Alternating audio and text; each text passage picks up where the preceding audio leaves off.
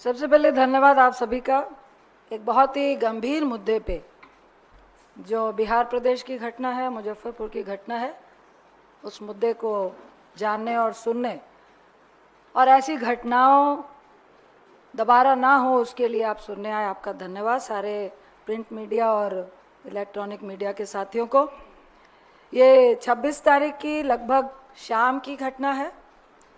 जब उनके बड़े पापा से बात हुई तो उन्होंने कहा कि 4 बजे शाम की घटना है।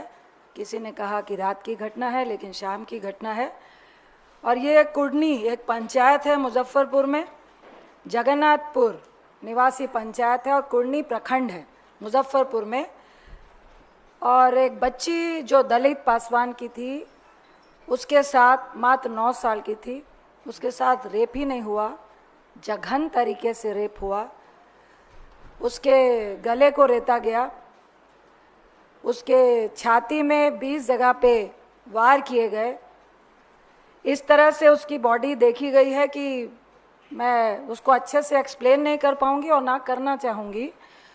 और जो बलात्कारी था वो 34 साल का व्यक्ति था, जो उसके घर से 3 किलोमीटर दूर का व्यक्ति था।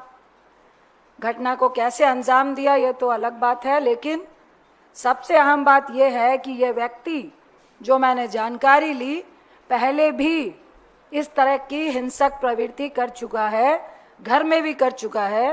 तो सबसे पहला सवाल यह है कि क्या प्रशासन, कानून का कोई माय बाप नहीं है बिहार में? क्या पहले अगर वो इस तरह का हिंसक प्रवृत्ति का व्यक्ति था, वो बाहर कैसे घूम रहा था? कई बार ऐसी घटनाएं, ऐसे रेप होते हैं, तो ऐसे व्यक्ति बार बार, चाहे दामिनी की घटना हो, निर्भया की घटना हो, बार बार ये कहा जाता है कि ऐसे व्यक्ति बाहर कैसे घूम रहे हैं। तो क्या बिहार में ऐसे व्यक्तियों को, ऐसे रेपिस्ट को खुली छूट मिली हुई है घूमने की? पहला सवाल तो ये है।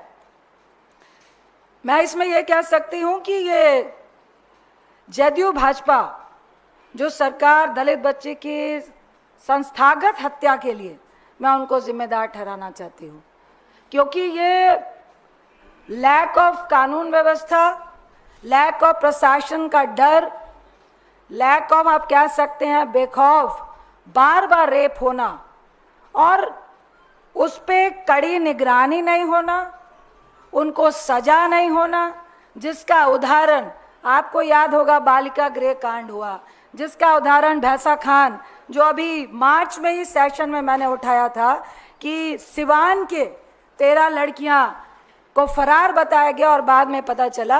तो ये सरेआम इस तरह की घटनाएं हो रही हैं।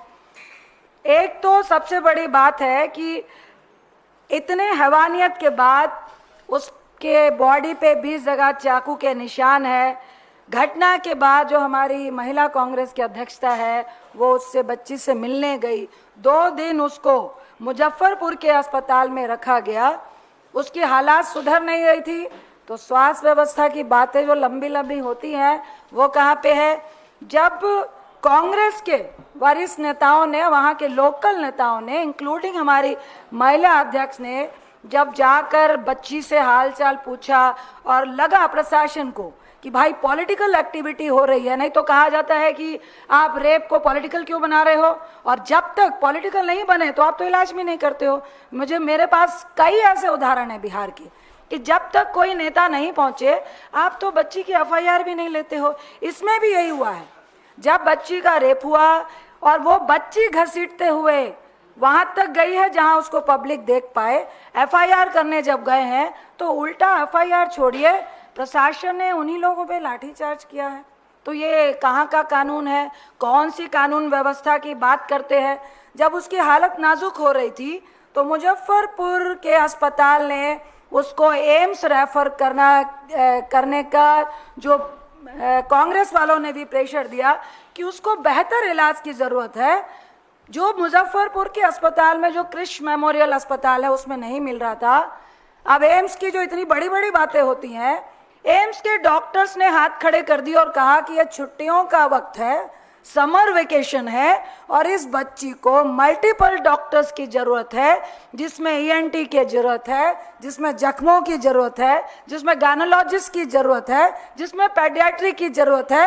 कोई भी डॉक्टर, ये बहुत अहम बात है, एम्स में नहीं है। ये पटना एम्स की बात है। फिर उसको पीएमसीएच पटना में रेफर किया गया। पीएमसीएच के बाहर वो बच्ची एम्बुलेंस में 5 घंटे वेट करती रही और उसको अस्पताल में भर्ती नहीं किया गया। जब हमारे प्रदेश अध्यक्ष जो हमारी जिला प्रदेश की जिला महिला अध्यक्ष है फातिमा जी, कई वरिष्ठ नेता लोग पहुंचे और वहां पे प्रेशर बनाया। 5 घंटे के बाद उस बच्ची को पीएमसीएच के बच्चा वार्ड में एडमिट किया गया। मैं एज एक महिला आपसे बताना चाहूंगी, ऐसी बहुत सारी घटनाएं बिहार में हुई हैं। यदि आप ना पहुंचे, 7 साल की बच्ची के साथ घटना हुई, मैं नाम नहीं लूंगी उस डॉक्टर का। उस डॉक्टर ने कहा कि मैडम ये मेरा काम नहीं है, ये तो मैं वेजाइना टीयर लिख सकता हूं। आप भी महिला हैं, आप भी किसी के बहन होगी, बच्ची होगी, मेरी भी बच्ची है, क्या रेप नहीं दिखेगा? क्या अगर वजाना से ब्लीडिंग हो रही है और एक 7-8 साल की बच्ची है, क्या आपको रेप नहीं दिखेगा? लेकिन डॉक्टर कह रहा है मैं मजबूर हूं मैडम, मैं वजाइना टीयर लिख दूंगा। क्या इसी तरह से इसके साथ हुआ? इसको बच्चा वार्ड में क्यों एडमिट किया गया? यह बलात्कार का केस है। क्यों डॉक्टर ऐसे केसेस को लेने से, हैंडल करने से क्यों हिचकते हैं? क्या प्रशासन का यह फोर्स होता है कि अगर लिपापोती हो सकती है तो लिपापोती करो? क्यों नहीं बताया जाता है? मैं कई ऐसी एफआईआर देखी हैं जिसमें एज अगर 9 साल की है, अगर वहां पे कोई नेता ना खड़ा हो तो उसको 18 साल बना दिया जाता है। अगर एक 34 साल का रेपिस्ट है उसको नाबालिग करने की कोशिश की जाती है। ये किस तरह का राज है बिहार में? ये सिर्फ पीसी नहीं है भाई, ऐसी कई घटनाएं हो रही हैं जिसके एग्जाम्पल्स मैं दूंगी कि अभी मुजफ्फरपुर में 5वीं कक्षा की छात्र के साथ बलात्कार और हत्या की कोशिश हुई। छपरा में स्कूल से लौटते समय एक छात्रा का अपहरण कर उसके साथ सामूहिक बलात्कार और हत्या हुई। सीतामढ़ी बथनाहा में थाना क्षेत्र में घास लेने गई नाबालिग के साथ सामूहिक दुष्कर्म हुआ। बेतिया पश्चिम चंपारण में 2.5 साल की बच्ची के साथ बलात्कार का मामला आ रहा है। मुंगेर धरहरा थाना के 16 वर्षीय नाबालिग के साथ बलात्कार होता है। अररिया में 11 साल की बच्ची के साथ बलात्कार होता है। बगहा नाबालिग के साथ सामूहिक दुष्कर्म का मामला सामने आता है। लगभग जिनकी उम्र 2.7 साल से, मतलब 2.5 साल से 16 साल के बीच की बच्चियों की जो उम्र है, उन घटनाओं ने राज्य में महिला बाल सुरक्षा पर ये बहुत गंभीर सवाल उठाता है कि आखिर वहां लोग क्या कर रहे हैं, महिला बाल सुरक्षा क्या कर रही है, सरकार क्या कर रही है, मुख्यमंत्री क्या कर रहे हैं, एनडीए की सरकार क्या कर रही है। एक तरीके आप विश्व गुरु बना रहे हैं, दूसरी तरफ ये 9-9 साल की बच्चियों के अपराधी को आप एफआईआर करने तक में लोग कतरा रहे हैं, डर रहे हैं। जो एफआईआर कराने जा रहा है उसी पे केस हो रहा है, लाठीचार्ज हो रहा है। ये जो बच्ची की माँ है वो विडो है, विधवा है, उसका फादर भी नहीं है और ऐसे गरीब लोगों का कोई भी साक्ष्य नहीं होता है। मैं एक कल्चर बताती हूँ बिहार का, जो आसपास के लोग हैं, अगर आप प्रभुत्व वाले हैं, अगर आपका मुखिया उस सरकार का कोई अगल बगल का साथी है, तो किसी की भी हिम्मत नहीं है कि वो बलात्कारी का साथ देगा। तो ये क्या कैसी सरकार है ये एनडीए की? एक तरफ बेटी बचाओ बेटी पढ़ाओ के नारे लगाते हैं, विश्व गुरु के नारे लगाते हैं। क्या ऐसे विश्व गुरु, क्या ऐसे इंडिया की हम जरूरत है? क्या हमें ऐसा बिहार चाहिए? मैं आपके माध्यम से ये जो बड़ी बड़ी बातें वहां पे कर रहे हैं, मैं आपके माध्यम से नीतीश बाबू को, भाजपा की सरकार को, आपकी डबल इंजन की सरकार है और लगातार वहां पे जघन अपराध हो रहे हैं, जघन रेप हो रहे हैं, जघन बलात्कार हो रहे हैं और आप कान में तेल डाल के सो रहे हो। ना आपका स्वास्थ्य सिस्टम सही है, ना आपका लॉ कानून सही है, ना आपका प्रशासन सही है, ना ही आपके थाना प्रभारी सही है। एक तरफ आप कहते हैं कि रेप होगा, इंस्टेंट उसको, इमीडिएट उसको न्याय मिले, उसके लिए हम स्वाब टेस्टिंग भी थाना में कर रहे हैं और दूसरी तरफ प्रैक्टिकली जो हम लोग बार बार सदन के भीतर बोलते हैं, कौन सा स्वाब टेस्ट हो रहा है? क्यों नहीं बच्ची को तुरंत न्याय मिला? अरे आप एफआईआर छोड़िए, आप तो इसको इलाज भी नहीं दिला पाए हैं। लंबी लंबी बात करते हैं, 22 एम्स की बात करते हैं, अभी एम्स में क्यों नहीं एक्शन ले रहे हैं? क्यों अगर 2 महीने छुट्टी रहेगी तो एम्स जैसे अस्पताल में क्या डॉक्टर नहीं होंगे? क्यों दिल्ली में लोग, जब हम लोग कहते हैं कि 1 लाख लोग में सबसे ज्यादा उत्तर प्रदेश और बिहार के लोग इलाज कराते हैं, यही वजह है मोदी साहब, यही वजह है आपके जो सुशासन बाबू जो कुशासन लेके बिहार में बैठे हुए हैं, उनके कान में अगर यह सुनाई दे रहा है तो वहां पे आप लॉ एंड ऑर्डर का फेलियर है, प्रशासन का फेलियर है, आपका सरकार का फेलियर है। ये किस तरह का कुशासन राज्य आप बिहार को दे रहे हैं जिसमें बच्चों को किसी भी तरह की सुरक्षा नहीं है। मैं फिर बोलूंगी कि ये दुष्कर्म बार बार इसलिए हो रहा है क्योंकि आपकी छत्र छाया ऐसे लोगों को मिली हुई है जो कई सारे वीडियो वायरल होते हैं अन्य प्रदेशों के भी, और सब खीखी करके हंस रहे होते हैं और महिलाओं और बच्चों की इंसल्ट की जाती है, उनके साथ सड़कों में उनकी बेइज्जती की जाती है। आज ये उसका परिणाम है कि जब बालिका गृह कांड हुआ हम लोग सदन में चीखते रहे और जो सबूत थे उनको भगा दिया गया, कितनी बच्चियों को वहीं पे गाड़ दिया गया, किसी की हिम्मत नहीं थी बोलने की। भैंसा खान में 13 बच्चियों को फरार घोषित किया गया, उनको कहां ले जाया गया किसी को मालूम नहीं है। आज ये दुष्कर्म का दोषी अपने घर में भी इस तरह की हिंसक घटनाएं कर चुका है और आज एक 9 साल बच्ची का सीना फाड़ देता है, चाकू से गोदता है, गले में गला रेत देता है और उसको ईंट भट्टा में फेंक देता है। और वो बच्ची को मैं सैल्यूट करती हूँ कि वो वहां से घिसक घिसक के आई है जहां से पब्लिक ने उसको देखा है। तो मुझे आज बिहार सरकार पे शर्म आ रही है और मैं ऐसी निर्लज सरकार से निश्चित तौर से कोई भी उम्मीद नहीं रखना चाहती हूं। मैं बिहार वासियों को कहना चाहती हूं इस पीसी के माध्यम से कि अभी भी वक्त है, ऐसी सरकार, ऐसी सोच और ऐसी निर्लजता वाले लोगों को जो कानून व्यवस्था अपने प्रदेश में ना दे पाए, स्वास्थ्य व्यवस्था अपने प्रदेश में ना दे पाए, धिक्कार है ऐसी सरकार को और ऐसी सरकार को जड़ से उखाड़ फेंक देने का काम चाहिए। बहुत बहुत धन्यवाद।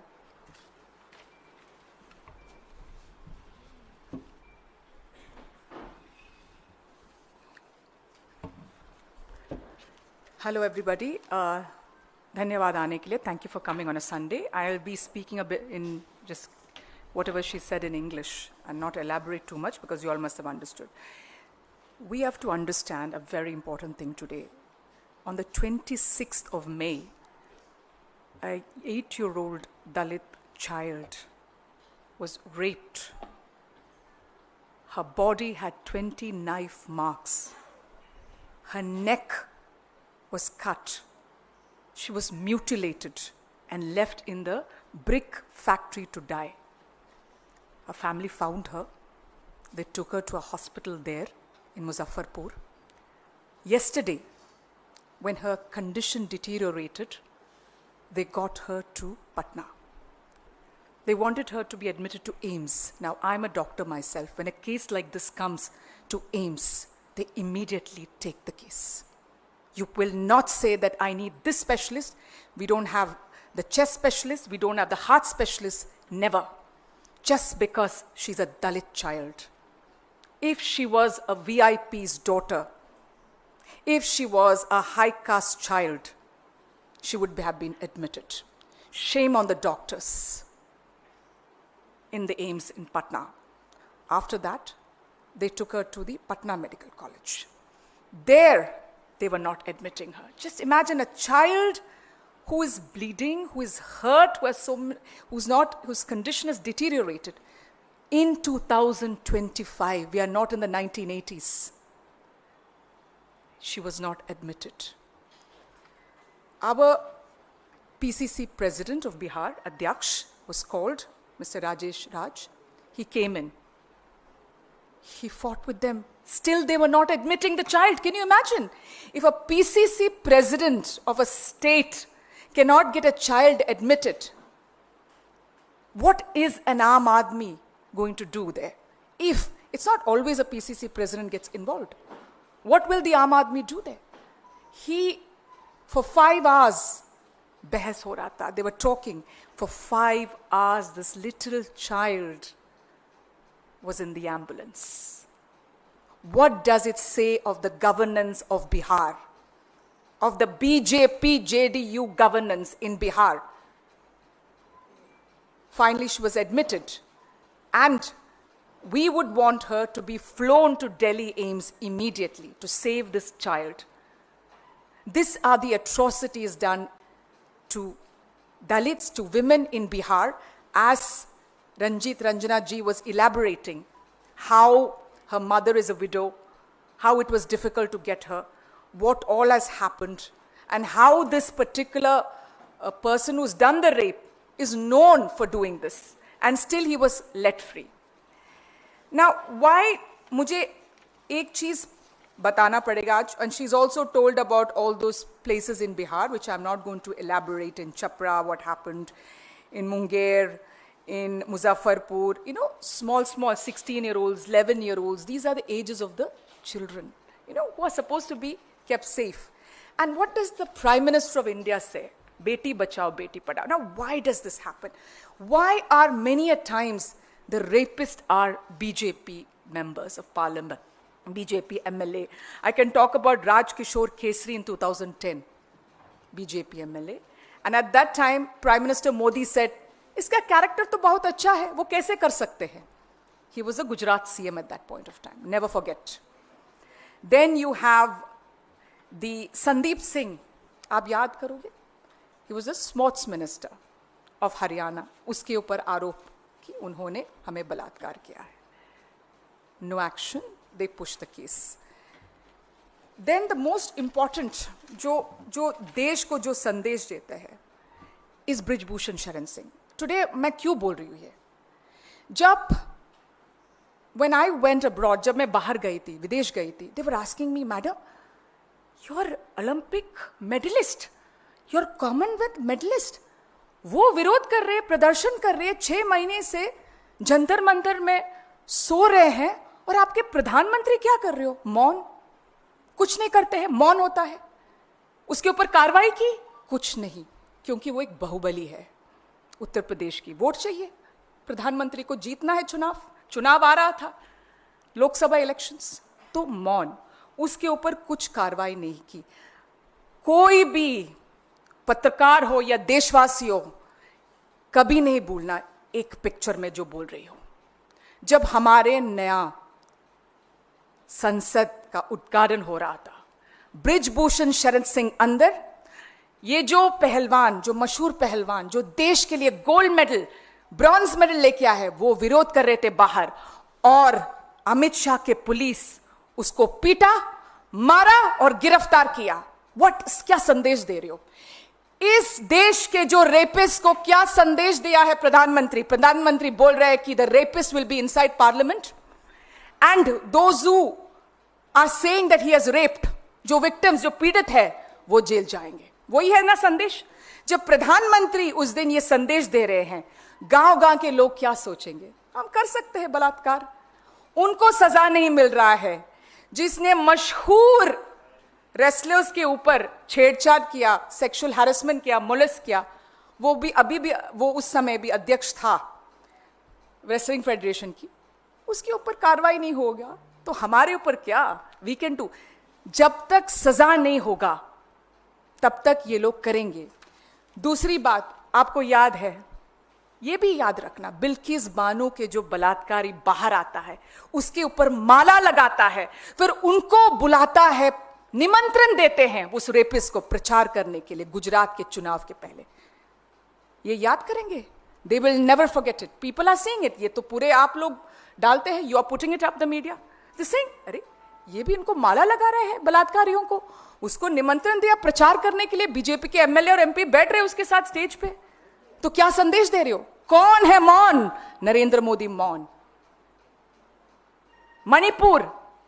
मणिपुर में जब हुआ था जो बलात्कार, रेप, कितने एफआईआर भी नहीं दर्ज किया, मुकदमा नहीं दर्ज किया, और वहां की जो गवर्नर है अनुसुया यूके, उन्होंने शिकायत की, she complained that all is not well, rapes are happening, their camps are not good for women to stay. उनको क्या किया? उसको वहां से निकाला. उसके ऊपर कार्रवाई किसके ऊपर? गवर्नर के ऊपर, क्योंकि गवर्नर ने शिकायत की. सोचिए, तो संदेश वहां भी मौन. क्या संदेश दे रहे हो? क्या संदेश दे रहे प्रधानमंत्री? So we have to understand that this issue of Bihar, what I'm trying to say is the bigger picture of Yogi Adityanath says कि हाथरस में जो हुआ था वो अंतर्राष्ट्रीय षड्यंत्र है. राहुल जी और प्रियंका जी गए वहां, तभी वो CBI probe हो गया. So what I'm trying to say in this particular case is that in Bihar, which is again a JDU BJP state, that it is continuously happening कि इसको सजा नहीं मिलते, प्रधानमंत्री मौन है. और last but not the least, कल हमारे एक प्रवक्ता के मां जो देहांत हो गए हैं, सुरेंद्र राजपूत जी, उनके ऊपर एक शब्द इस्तेमाल किया, मैं नहीं बोल सकती यहां. उसका नाम है प्रेम शुक्ला, उनका प्रवक्ता. मैं प्रधानमंत्री से पूछ रही हूं, आपके प्रवक्ता के ऊपर आप कार्रवाई करेंगे या ना करेंगे? महत्वपूर्ण है कि So these are the issues what we are seeing. And Ramachandra Chand Jangra, उनका MP वहां से, रामचंद्र झांगरा जो हरियाणा के MP ने क्या कहा? He said that the women in Pahalgam when the husbands were being killed did not do anything, they were just sitting. So सब जो महिलाओं के खिलाफ है, दलितों के खिलाफ है बीजेपी, एंड इसी वजह से बिहार में हो रहा है ये, जब तक आप सजा नहीं दे देंगे. Thank you very much. Any questions you have? Please ask.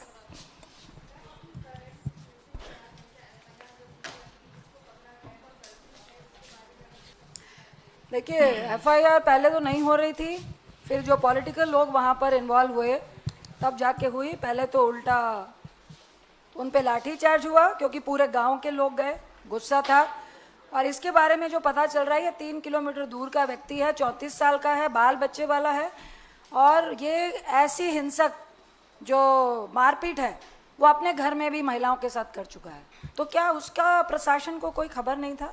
तो अभी उसके बारे में इतनी हम लोग को जानकारी मिली है. मेरी अभी आते हुए उसका फादर नहीं है, उसके बड़े फादर से बात हुई, वो लोग बहुत ज़्यादा दुखित है.